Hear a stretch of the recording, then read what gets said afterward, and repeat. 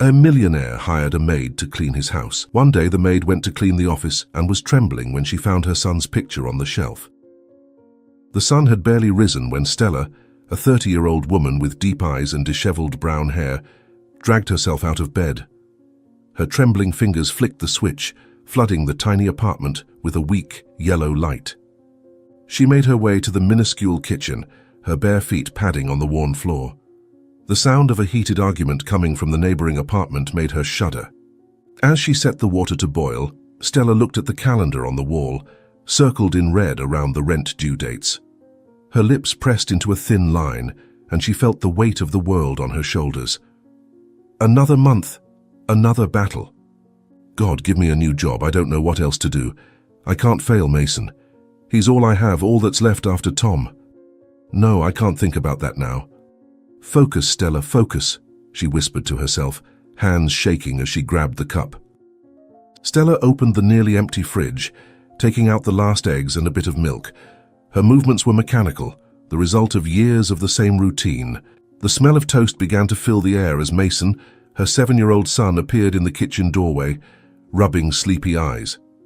His blonde hair was tousled, and his superhero pajamas askew. Stella forced a smile, determined not to let her worries affect her son. She knelt, enveloping him in a tight hug, as if he were her anchor in a turbulent sea. "Good morning, my little hero. Ready for another day of adventures? You know, sometimes I think you're the real superhero of this house. Your smile. It's what gives me strength to carry on, did you know that?"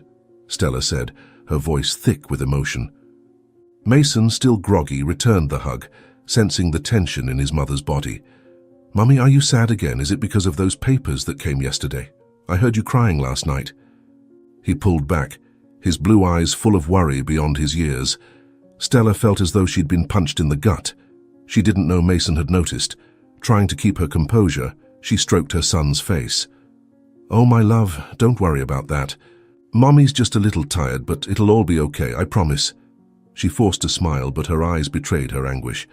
As she served the simple breakfast, Stella noticed a white envelope sliding under the door. Her heart raced, recognizing the real estate agency's logo. With trembling hands, she snatched up the envelope, tearing it open hurriedly. Her eyes scanned the contents, and she felt as if the ground was disappearing from under her feet. It was an eviction notice. They had 30 days to vacate or pay the overdue rent. Stella felt panic rising in her chest, her breathing becoming erratic. No, this can't be happening. What am I going to do? Where will we go?" she mumbled, tears starting to fall. She tried to compose herself before her son's watchful gaze could detect the sign of distress, but she wasn't quick enough. "Mommy, why are you crying? What happened?" Mason's voice snapped her back to reality. He was standing by her side, eyes wide with fear. Stella quickly wiped away the tears, kneeling to be at eye level with her son.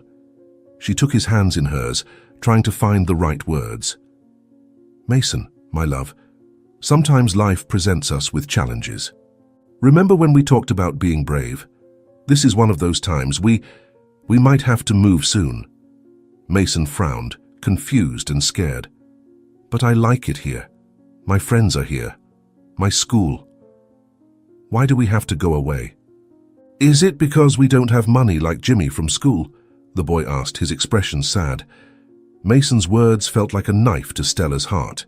She pulled her son into a tight embrace, the tears flowing freely again. "Oh, my darling, I'm so sorry. I'm so sorry. You deserve so much more than this. I promise I'll do everything I can to fix things. We're a team, remember? Super Stella and Mini Mason against the world." As she held her son, Stella heard the phone ringing. For a moment she considered ignoring it, but something made her get up and answer it with a voice still thick with emotion. However, on the other end of the line, a deep, authoritative voice spoke. "Good morning. Am I speaking to Stella Williams? This is from Mr. Elijah's mansion. We have a job offer that might interest you." Stella felt her legs grow weak, and she leaned against the wall to keep from falling. "A job opportunity? Now?" She looked at Mason, who watched her with eyes full of worry and confusion. Taking a deep breath, she replied, "Yes, this is she. Please, tell me more about this offer. I really need this job. More than you can imagine. Please tell me, what exactly does this job entail? She asked. The job is for a maid position at Mr. Elijah's mansion. The interview is today at 2 o'clock. You should bring your documents and be prepared to start immediately if selected. The address will be sent by message. Any other questions? Stella felt a mixture of relief and apprehension. She looked at Mason, who was still watching her with worried eyes, and replied, No questions. I'll be there. Thank you so much for the opportunity. As soon as she hung up the phone, Stella found herself in a whirlwind of emotions and activity. She knelt in front of Mason, holding his little shoulders. Sweetheart, Mommy has a job interview today. Okay, it's very important. I'll have to leave you with Mrs. Johnson from the apartment next door for a few hours. Can you be a good boy for me? Stella asked, and Mason nodded solemnly, his blue eyes filled with an understanding beyond his years. I can, Mommy. You'll get the job and everything will be okay, won't it? The boy asked with a hopeful look. Stella swallowed hard, fighting back tears. I'll do my best, my love. That's all we can do. Always our best. The following hours passed in a blur of frantic preparations. Stella rummaged through her closet in search of something presentable to wear, finally opting for a simple white blouse and a black skirt she hadn't worn in a long time. As she got ready, her mind raced with worries and hopes. What if I'm not good enough? What if they realize how desperate I am? No, I can't think like that. I have to be strong. For Mason. Stella muttered to her reflection in the cracked bathroom mirror. 30 minutes before the scheduled time, Stella was standing in front of the imposing gate of Mr. Elijah's mansion, her heart pounding so hard she was sure it could be heard on the quiet street. The property was much larger than she imagined, with meticulously tended gardens and a house that looked more like a fairy tale castle. With trembling hands, Stella pressed the intercom. A metallic voice answered, Elijah Mansion, please identify yourself. My name is Stella Williams. I'm here for the 2 o'clock job interview, she replied, trying to keep her voice steady. There was a moment of silence before the gate began to open with a soft creak. Stella took a deep breath and took the first step towards what she hoped would be a new beginning for her and Mason. The path to the main entrance seemed endless. With each step, Stella felt as though she was carrying the weight of the world on her shoulders. When she finally reached the entrance, the door opened before she could knock. A tall, imposing man with graying hair and piercing eyes stood in the threshold. His impeccable suit and rigid posture screamed authority. Mrs. Williams, I presume. I am Mr. Elijah. Come in. I don't like to waste time, he said, his deep voice echoing in the entrance hall. Stella swallowed hard and followed him inside. The interior of the mansion was as impressive as the exterior, with antique furniture and artworks that looked worth more than anything she had ever owned in her life. Mr. Elijah led her to his study, a spacious room with floor-to-ceiling bookshelves and a solid mahogany desk. He sat behind the desk and motioned for Stella to take the chair in front of it. So, Mrs. Williams, tell me why I should hire you, he said, his eyes fixed on her with an intensity that made Stella feel exposed. Stella took a deep breath, gathering all the courage she had. Mr. Elijah, I am a dedicated and honest worker. I will do my best to keep your home spotless. I really need this job to...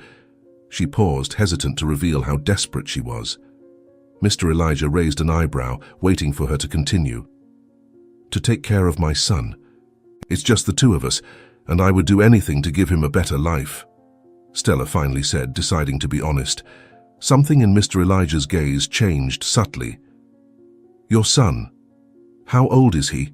He repeated, his voice almost a whisper. 7 years old, sir, Stella replied, confused by the sudden interest. Mr. Elijah nodded slowly.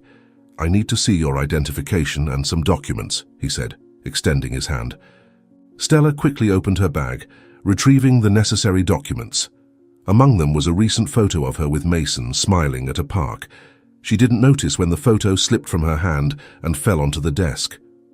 Mr. Elijah picked up the photo, his eyes widening as he saw the image. For a moment, Stella swore she saw his eyes well up. He looked from the photo to Stella and back to the photo, an indescribable emotion passing over his face. Mr. Elijah, are you all right? Stella asked, concerned by the sudden change in behavior. The man seemed to recompose himself quickly, clearing his throat and placing the photo down on the desk with slightly trembling hands. Yes, everything is in order, he replied, his voice hoarse. Mrs. Williams, you're hired. You can start tomorrow. Stella could hardly believe what she was hearing. Tears of relief and gratitude began to form in her eyes. Thank you, Mr. Elijah. You won't regret it, I promise.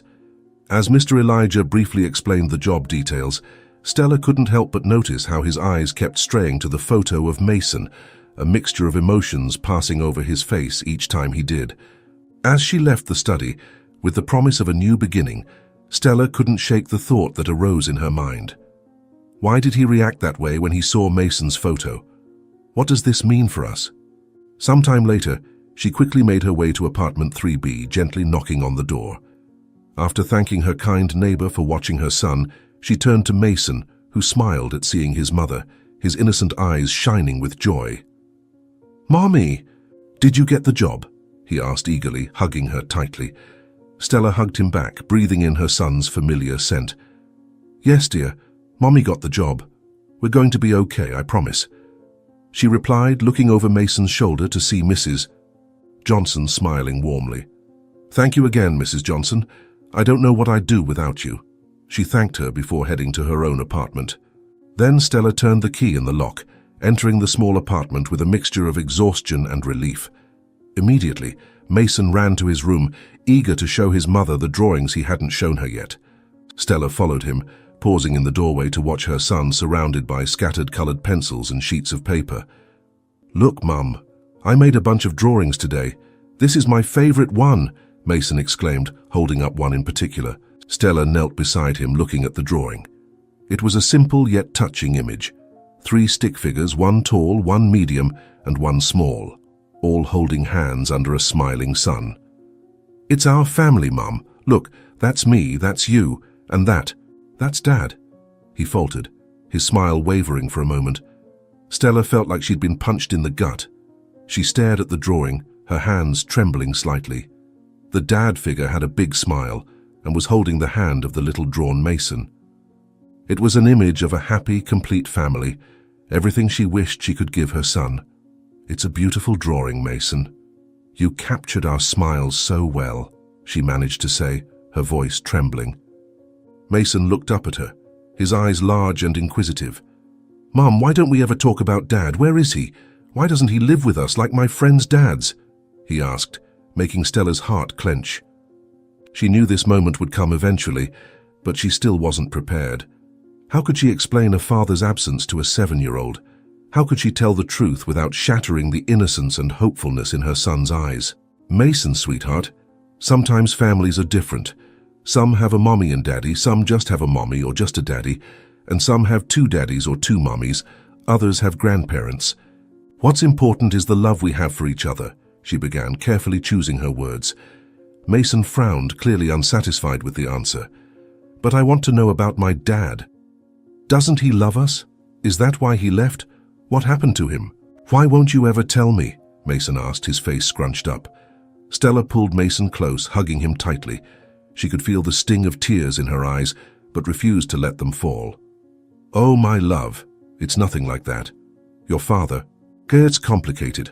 I promise I'll tell you everything when the time is right, okay? For now, just know that you are loved, so very loved," she replied, her heart aching in her chest. Mason pulled back slightly, his eyes locked on hers. "When will the right time be, Mum? I'm big, I can understand," the boy argued, and Stella gave him a sad smile, stroking his cheek. "I know you're a very smart, mature boy for your age, Mason, but some stories are hard to tell and to hear. I promise I'll tell you everything one day, when I'm sure you're ready to understand. For now, how about we focus on our new adventure? Mommy's starting a new job tomorrow, remember?" She saw the curiosity in Mason's eyes slowly replaced by excitement. "Okay, Mom, that's right. Tell me about your new job. What's the house you'll be working at like? Is it big? Does it have a pool? Can I come visit you at work sometime?" Stella laughed, relieved at the change of subject. "Mr. Elijah's house is a huge house. It looks like a castle, and it has beautiful gardens. Who knows, if I do a good job, maybe Mr. Elijah will let you visit someday." That night, after tucking Mason into bed, Stella sat in the small living room staring at the happy family drawing Mason had made. Her fingers traced over the absent father figure, and she couldn't help the thought that crept into her mind. What would it be like if they had a complete family? How would he react when he learned the truth about his father?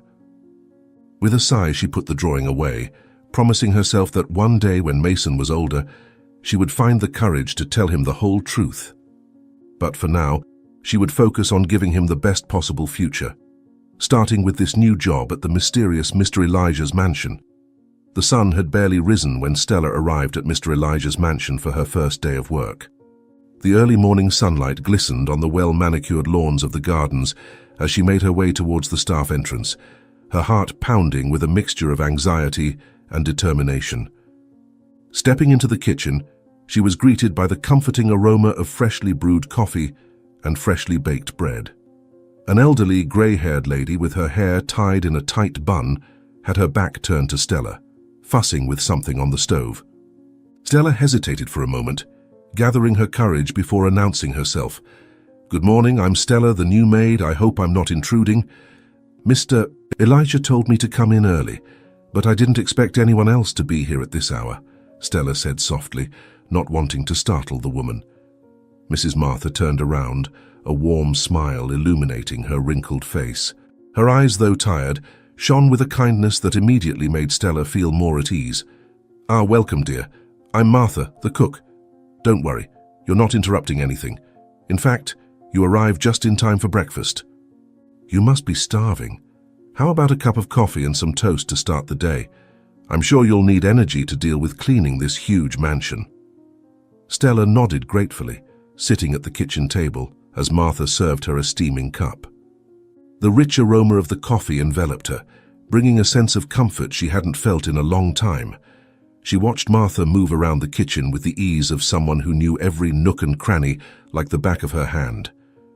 "Thank you, Martha. Your kindness means a lot. I confess I'm a little nervous. This place is so big and imposing. I feel like I could get lost at any moment." "How do you deal with all of this?" Martha laughed softly, the sound echoing through the kitchen like a comforting melody. She sat down beside Stella, her eyes shining with understanding. "Ah, dear, don't worry. We all felt that way at first. I remember my first day here more years ago than I care to admit. I was so nervous I broke 3 plates before lunch, but you'll get the hang of it soon, you'll see. This house has its secrets and quirks, but over time it becomes almost like an old friend. Just be careful of the east wing on the 2nd floor. Mr. Elijah doesn't like anyone going there. It's a delicate matter, you know." Stella frowned, intrigued by Martha's sudden change in tone. She leaned forward a little, lowering her voice instinctively. "Why? What's there? There seem to be so many mysteries in this house. It's hard not to be curious." Martha lowered her voice, leaning closer as if she were about to share a precious secret. Her eyes quickly scanned the kitchen, making sure they were alone. "It's where his daughter's room was. You see, Mr. Elijah wasn't always so closed off. There was a time not so long ago when this house was full of life and laughter. The parties we used to have here. Ah, those were wonderful times. But fate can be cruel sometimes, dear. So cruel." Stella felt a chill run down her spine. The change in the atmosphere was palpable, as if the very walls of the mansion were holding their breath. What happened? It seems like it must have been something terrible to change a person, and a place so much. Martha sighed deeply, her eyes filling with an ancient sadness that seemed to come from the depths of her soul. She took Stella's hand, squeezing it gently as if seeking comfort. "It was years ago, but the pain still feels as fresh as the first day. His daughter, Elizabeth, was such a beautiful young woman, full of life. Always smiling, always planning for the future. We were all so happy then, so full of love, but there was a health issue. It all happened so fast, so unexpectedly. She didn't make it. Well, Mr. Elijah never spoke of it. It's as if a part of him died that day too. Ever since he's shut himself off from the world, this house became a kind of mausoleum for his memories, a place where time seems to have stopped." Stella felt her heart clench. The pain in Martha's voice was palpable, and she couldn't help but think of Mason, How devastating it would be to lose him. Tears began to form in her eyes as she imagined Mr. Elijah's suffering. What a terrible story, Martha. I can't even imagine the pain of losing a child like that. How does one overcome something so devastating? No wonder he seems so distant. Martha nodded sadly, wiping away a tear that escaped the corner of her eye. Yes, it was a blow he never recovered from. Sometimes I still catch him staring at old family photos, you know. He tries to hide it, but you can see the pain in his eyes. It's like a part of him is still stuck in that terrible day.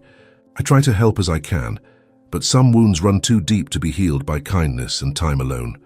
Stella was about to ask more, her mind reeling with this new information and how it might relate to Mr. Elijah's strange reaction to Mason's photo when the sound of heavy footsteps interrupted her.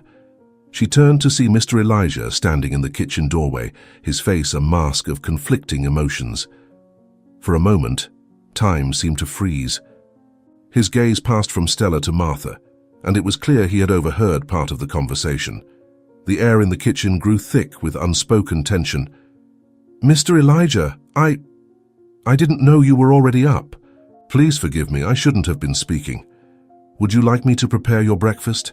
I can make those eggs you like, or perhaps some oatmeal with fresh fruit," Martha exclaimed, jumping up hastily and knocking over her cup in the process. The sound of shattering porcelain echoed through the kitchen, breaking the tense silence. Mr. Elijah didn't respond immediately. His eyes were fixed on Stella, a mixture of anger and deep pain in his gaze that made her want to shrink away. When he finally spoke, his voice was low and hoarse, laden with restrained emotion. "That won't be necessary, Martha. I've lost my appetite, and in the future I would appreciate if you didn't share personal stories with the new staff. Some matters should remain private." Before anyone could say anything else, he abruptly turned and left, his footsteps echoing down the hallway like distant thunder.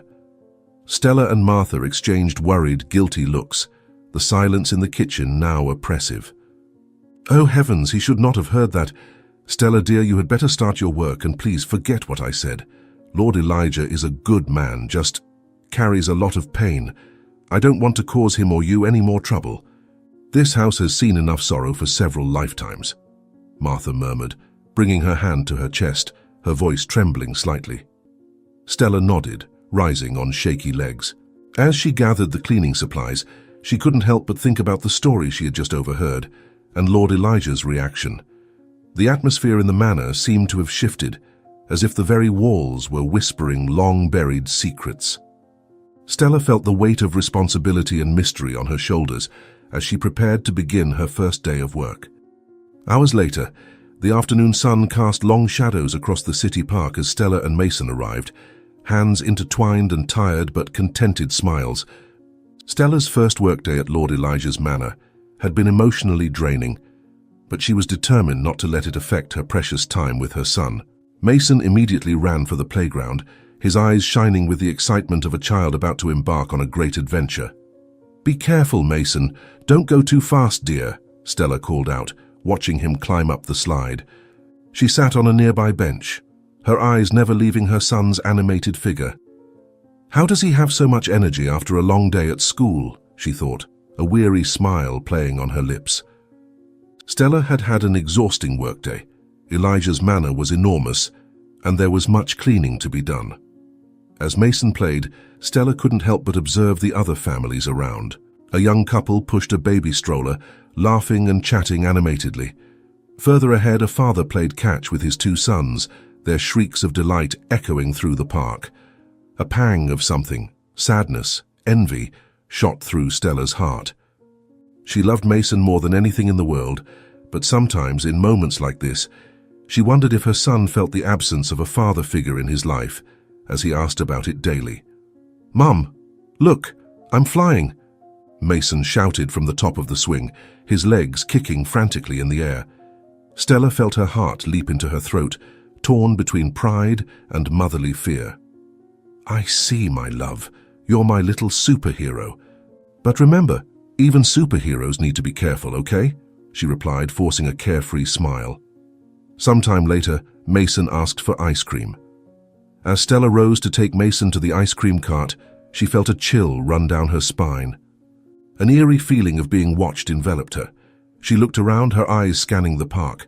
That's when she saw him, a man standing in the shade of a large tree, watching Mason with an intensity that made Stella's blood run cold. The man was tall, with graying hair and broad shoulders, but what caught her attention were the eyes, which bore a faint resemblance to the shade of her son's gaze. But there was something about his posture, the way he looked at Mason, that seemed strangely familiar. Stella felt her heart start to race, a mixture of fear and confusion taking hold. "Mason, dear, let's go. I think we'd better head home now." "We can get ice cream another day," she said, her voice tense as she took her son's hand. Mason protested, but Stella was already walking swiftly toward the park exit, casting furtive glances over her shoulder. The man was still there, his gaze following them as they moved away. Stella gripped Mason's hand tighter, her heart pounding against her chest. "Mum, why are we running?" "Who is that man?"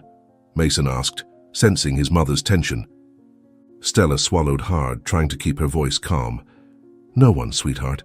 I just remembered we have to get home soon to do your homework," she lied, hating herself for it, but unable to explain something she didn't understand herself.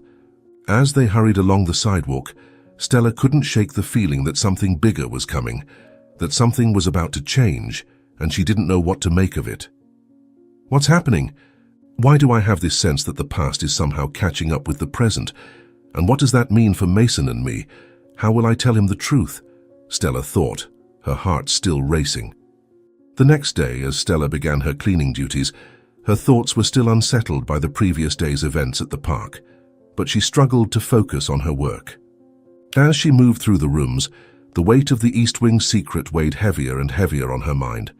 Martha's words echoed in her ears. Lord Elijah doesn't like anyone going there.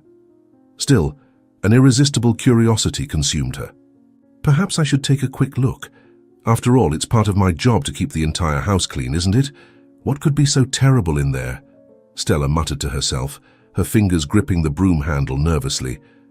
With her heart pounding, Stella found herself walking toward the forbidden wing. Each step seemed to echo off the walls, as if the very house were protesting her intrusion. Reaching the entrance to the corridor, she hesitated, her hand hovering over the first doorknob. "It's just a quick clean. I'll go in, dust, and come right out. No one will ever know," she tried to convince herself. Breathing deeply, Stella turned the doorknob and entered. The room was shrouded in semi-darkness, heavy curtains blocking most of the sunlight. Furniture covered by white sheets looked like silent ghosts, mute witnesses to an interrupted life. The air was heavy with the smell of mold and forgotten memories. "My God, it's like time has stood still here," Stella whispered, her voice barely audible in the oppressive silence.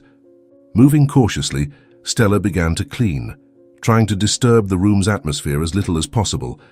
That's when her duster brushed against a picture frame on the bedside table, knocking it over.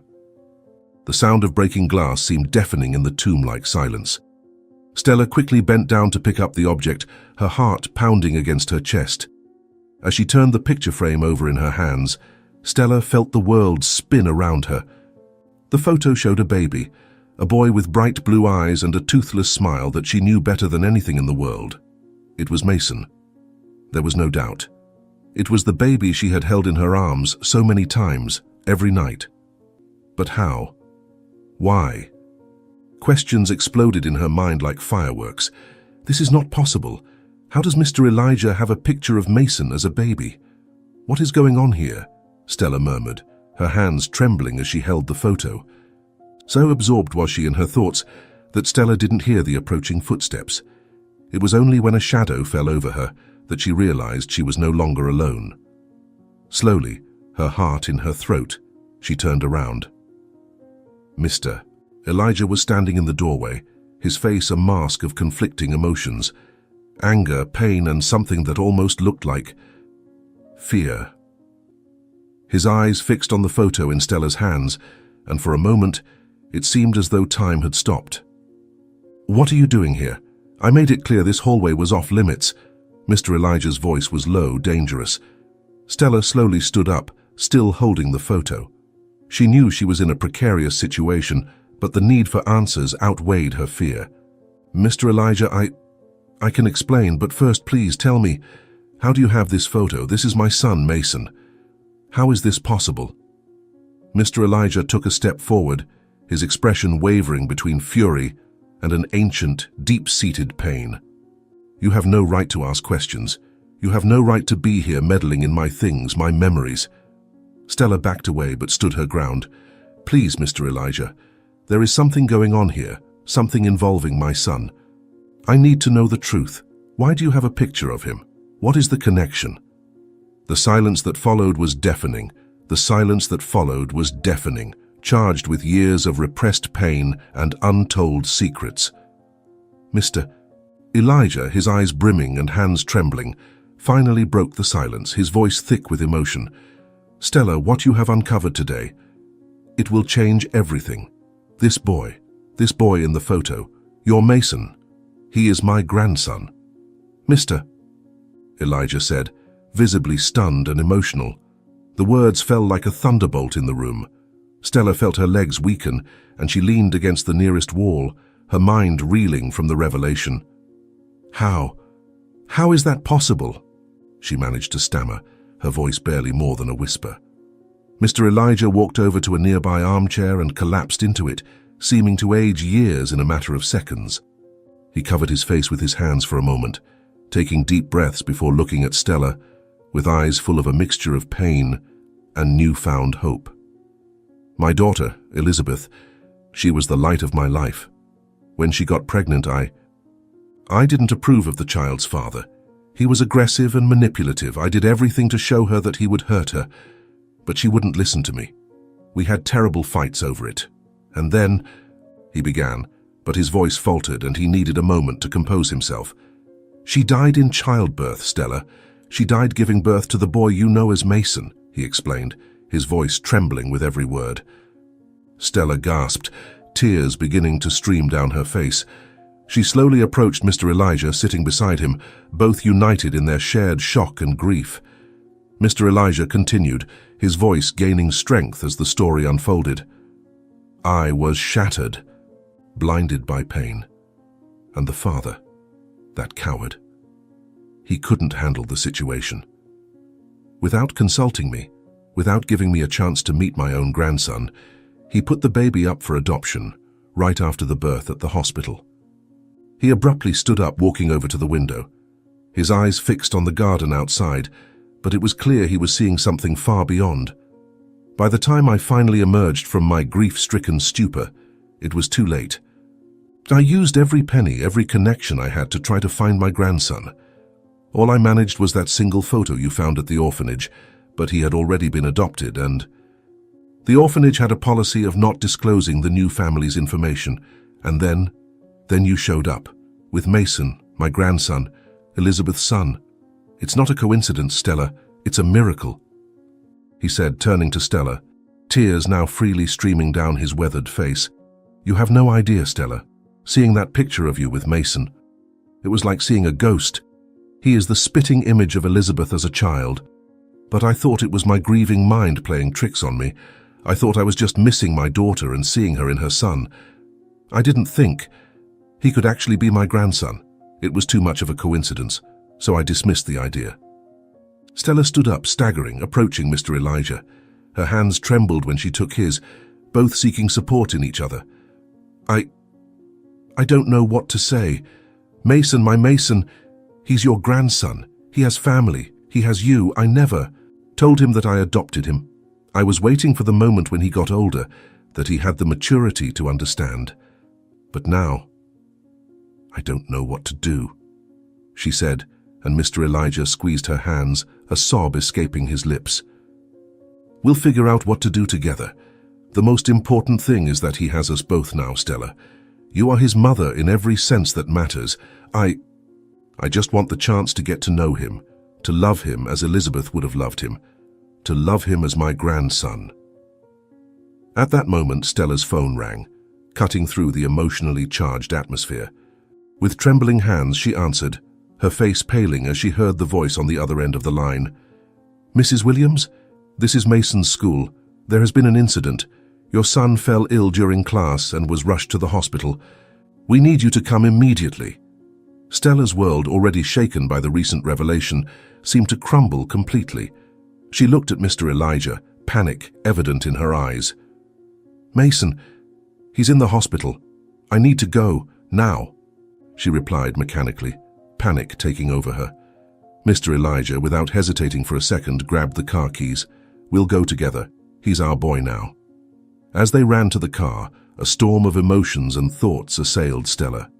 How would she tell Mason the truth? How would this revelation change their lives?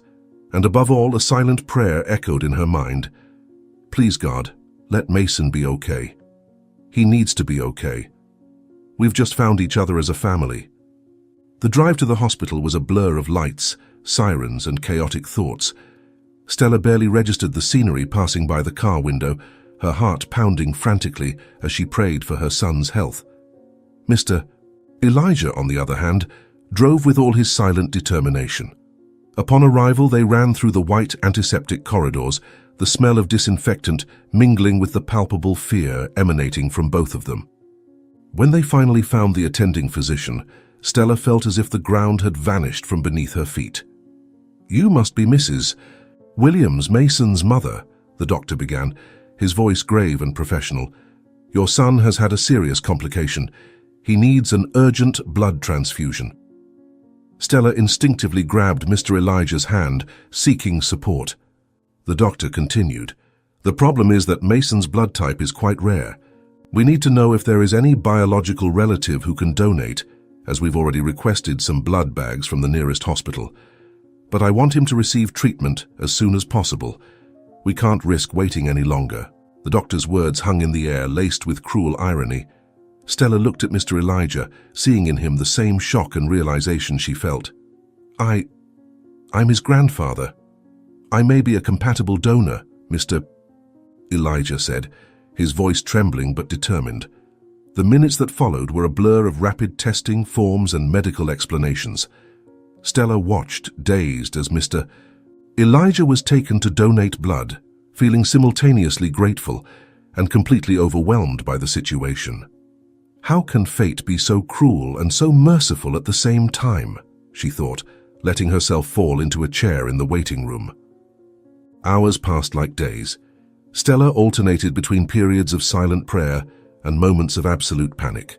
When she finally received the news that the transfusion had been successful and that Mason was stable, she felt as if she could breathe for the first time since receiving the call from the school.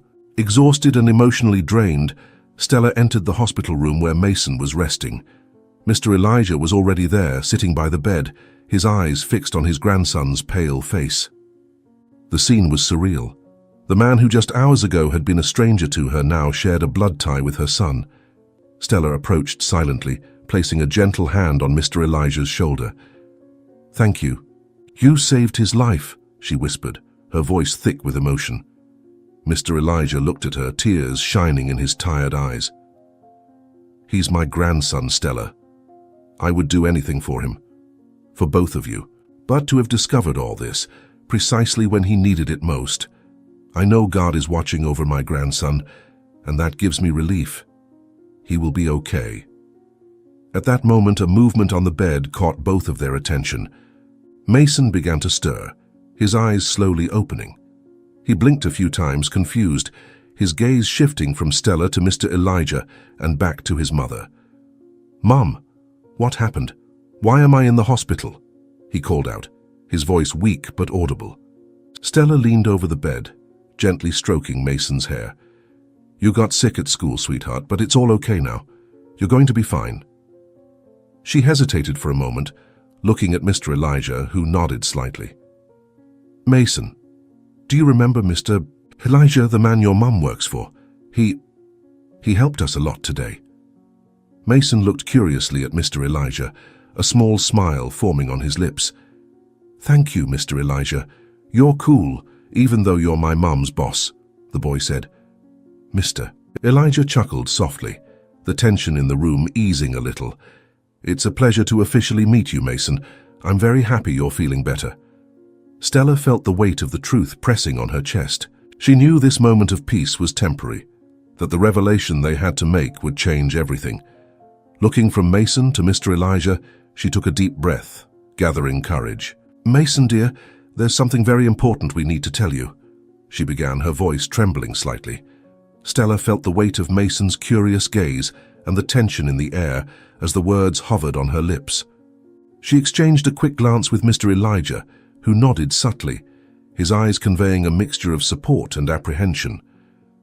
Taking a deep breath, Stella decided that this was not the right moment for such an impactful revelation.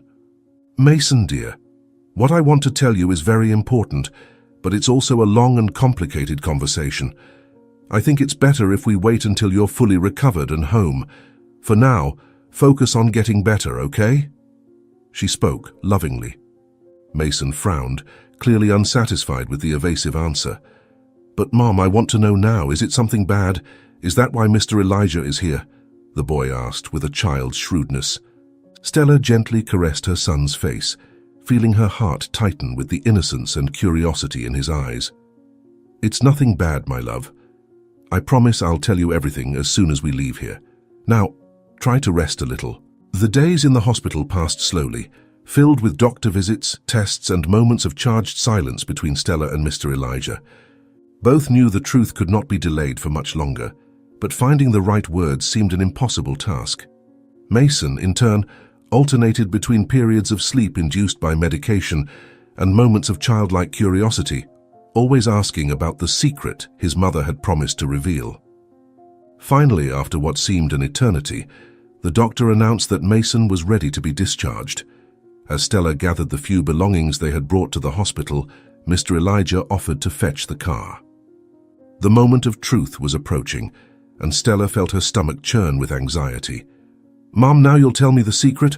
Mason called out before reaching the hospital exit. Stella knelt in front of her son, holding his little hands in hers. "Yes, dear. As soon as we get home, I'll tell you everything. But I want you to know that no matter what happens, I love you more than anything in this world." The journey back home was silent, heavy with expectation.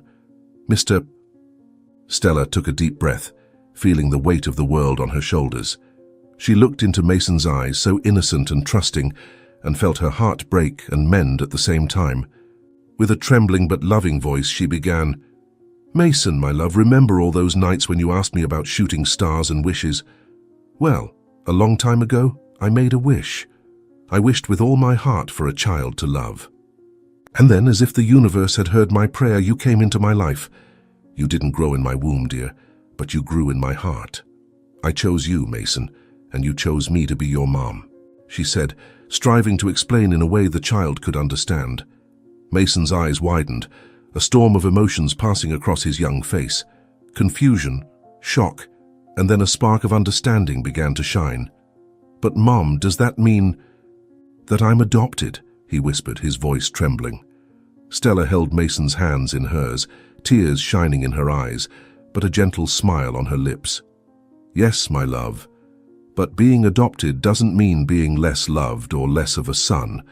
It means you were so desired, so awaited, that I would cross oceans to find you. You are my son in every sense that matters." She paused briefly, glancing at Mr. Elijah, who observed the scene with teary eyes. Turning back to Mason, she continued, her voice soft but firm. "And there's more, dear. Sometimes life has wonderful surprises in store for us. Mr. Elijah, whom you've known for a little while, well, we believe he may be your biological grandfather. The family you've always wanted to meet. They were closer than we ever imagined." The silence that followed was deafening. Mason looked from Stella to Mr. Elijah, his young mind struggling to process the information. Mr. Elijah took a step forward, kneeling beside the couch. "Mason, I had a daughter a long time ago. She passed away when you were born. But we believe you are her son, my grandson. That's why I was able to donate blood for you at the hospital," he said, his voice thick with emotion. Mason remained silent for a long moment, his face a mask of conflicting emotions. When he finally spoke, his voice was small and uncertain. "So, I have you and a grandpa?" he asked, and Stella hugged him tightly, tears now running freely down her face. "You have me, your grandpa Elijah, and the love of so many people, dear. I know it's a lot to understand right now, but we're here for you, always. In the days that followed, Stella, Mason, and Mr. Elijah navigated this new reality together.